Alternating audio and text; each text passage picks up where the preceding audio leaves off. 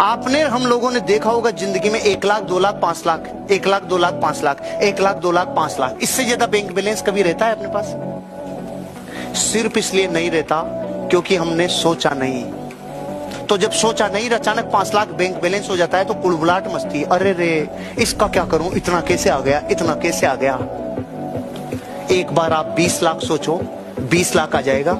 एक बार आप 40 लाख सोचो, 40 लाख आ जाएगा। और एक बार आप 1 CR सोचो,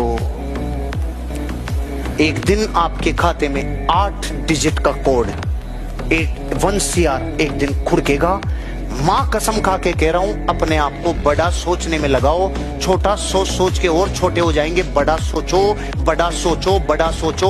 हम ऑलरेडी मिडिल क्लास हैं, रात दिन उनके साथ रहते हैं जो बड़ा नहीं सोचते हैं, छोटा सोचते हैं। अरे बड़ा सोचो, अरे अमाउंट भारी सोचो, अरे अमाउंट थोड़ा बड़ा सोचो।